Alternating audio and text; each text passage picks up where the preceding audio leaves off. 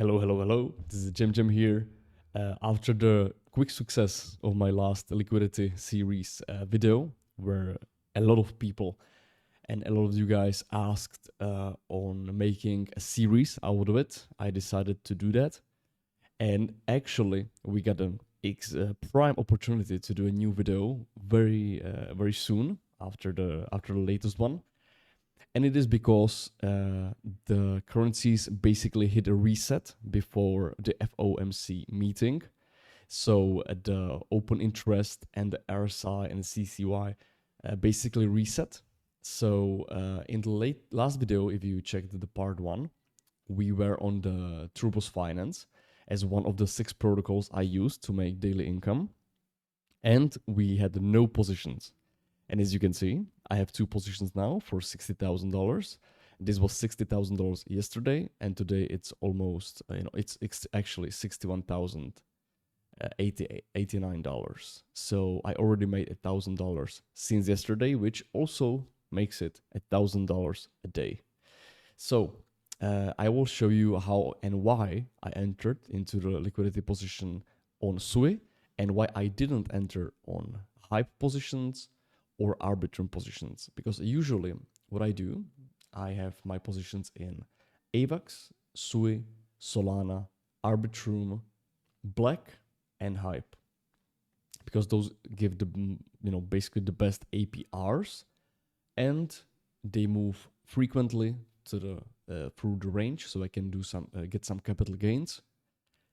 And if they go down and I'm left with those tokens, then I'm happy because I can stake them or borrow against them on Aave and get some stable coins. So it's a complete cycle. You never want to get stuck with tokens that are worthless or useless, at least in the DeFi sense. So why I entered to the SUI position yesterday. As you can see, I have 2 ranges. I always put my ranges as soon as I put them on the DEXs themselves, so I can see on the graph every single day if I'm in range. We got a reset to the 50 RSI level yesterday, and I entered the position right here. I bought $20,000 of SUI into one position, which is a smaller range, and then exactly at this point, I bought the second range for $40,000. And both of these positions make the same amount daily, because they have double the APR on the concentrated one, and then a lower APR on the more wide one, but actually making the same amount in dollar value. So I basically bought it on the Key Jensen level. This is a strong support based on all the indicators that I use. And we are on the 50 RSI level, and we are 1 day away from the FOMC meeting.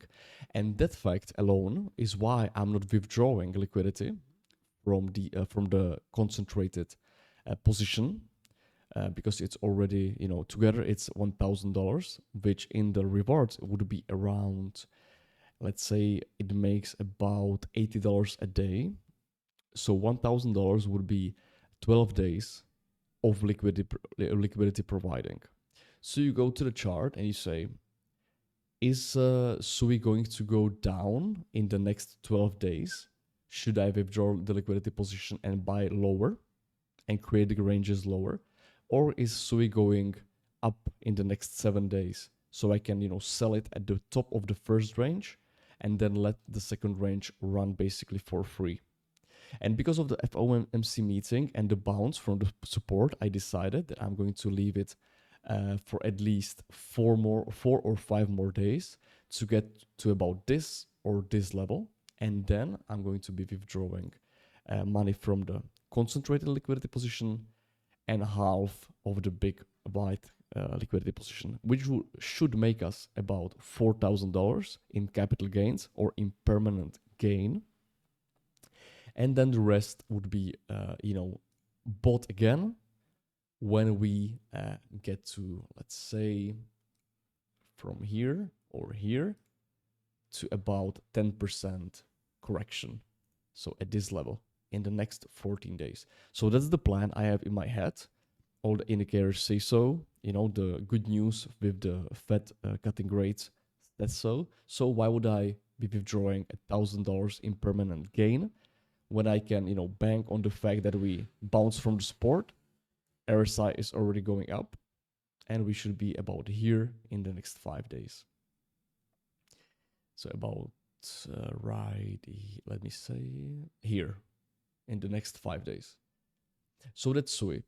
I got a nice reset and I bought. This is where I sold the last liquidity position. And because we bounced from the lower range of Ichimoku Cloud, so here I entered my SUI positions. You can see it in the last video, and I sold right here. Now we bounce from Kinshasa, and I will be selling at the top of the range. Why I didn't enter any positions on hype is because my range prediction would be entering at 50, which is a bounce from Kinshasa, which means this position made me, I think, $4,000 with the previous range from here. And now I will be waiting for the correction into the $50 range, and will be setting up, as you can see. That's why I have it orange, because it's not active. This is the range that I want to do. It is why, because I want the bottom of the range to be hitting the lowest moving average, so I can limit my downside and impermanent loss, or rebalancing my range. And I can from this point here, as you can see, the overall long-term trend line from here, I have a very big chance, at least 70%, to be moving to the top of the range or higher, and retesting these, you know, all-time highs. So I always want to maximize impermanent gain and capital gain, because, you know, getting fees and making money every single day is nice. But as you can see right here on the SUI example, if I entered here at the top just to make some fees, I would be down on my $60,000 position about $4,000. But because I waited, I basically wasted, let me see how much I wasted. I wasted 3 days worth of fees. So that's $150, guys. So $150 lost in not generating fees for the 3 days. And now I'm up $1,000. So, you know, the impermanent gain and the capital gains are always bigger, or, you know, in the volatile market in which we are right now, it's much bigger than just farming 1 or 2 days of fees. So always keep that in mind. If we are volatile, if there is a lot of news, if you are trading a coin that has an average candle size of 5% every single day, you don't need to, you know, enter every single day into a liquidity position. Wait for the right moment. As for my black position, I'm still generating $300 a day, and I'm already at $1,000 in fees. So that's $1,000 in fees, and base almost the same value in a black token. The black token is a long-term investment, which I expect, even though the chart looks very bad, I expect it to go to 0.9 by the end of the year. As for the Arbitrum position, I'm entering today, but it has such a small volume, and we actually broke the 50 RSI, so it's looking like it's going to be visiting the higher range of Ichimoku, which is still 8% down. Arbitrum has been more downtrend than uptrend, actually. So I'm going to stop, you know, doing liquidity positions for Arbitrum, and I'm going to move my capital into Hype or Aave, which maintains a nice range and actually respects, you know, the levels, and has an uptrend overall in the Ichimoku Cloud, which can create about 10% impermanent gain, while Arbitrum is basically 6%, and we will see, maybe, you know, because Arbitrum has been basically dead. So I'm going to be moving capital from Arbitrum to Hype, SUI, Aave, and Solana. I'm not entering any positions in Solana on Orca Finance, because, you know, we just made an attempt for an all-time high. We are, as you can see, on the top of the range. that basically began in August.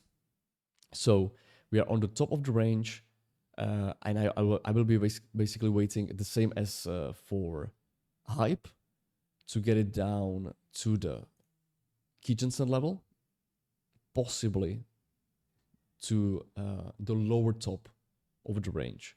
So I'm expecting a correction about 5% or all the way to the 10%. So I could be opening, let me show you. I could be actually opening a range. Let me find the rectangle. I could be opening a range right here at this level. Let me get the right here.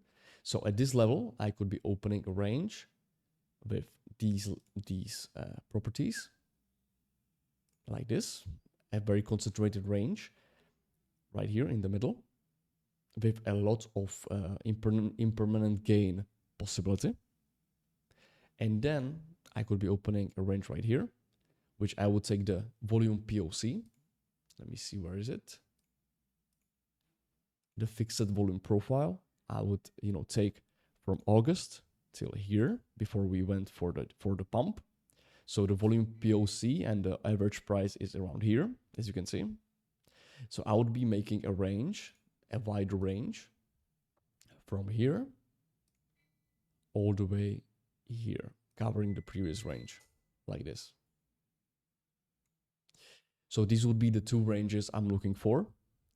I always do a wide one with double the money that the concentrated one has, to be basically making the same amount daily on both, but I can, cover more impermanent gain.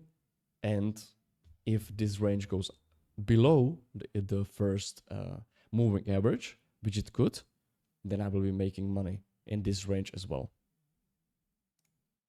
So let me delete that.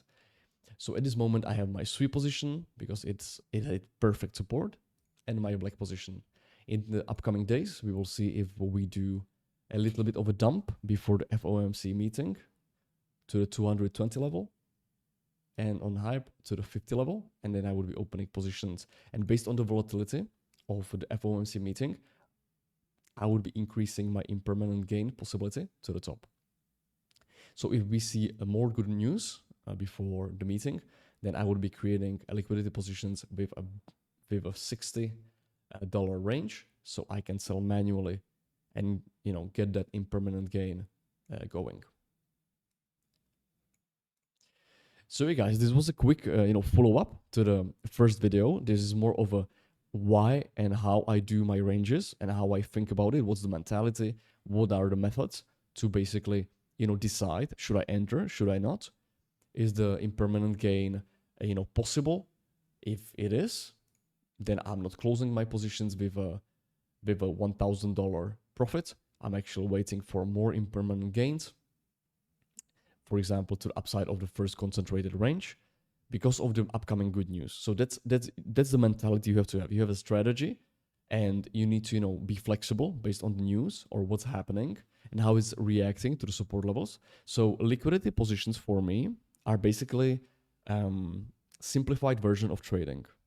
I'm DCAing to the bottom of the range, where I can actually close the range, close the liquidity position, withdraw the coins that the whole range bought with a DCA price, and then I can sell it manually if it pumps to the bottom, to the top of the range, and make huge capital gains.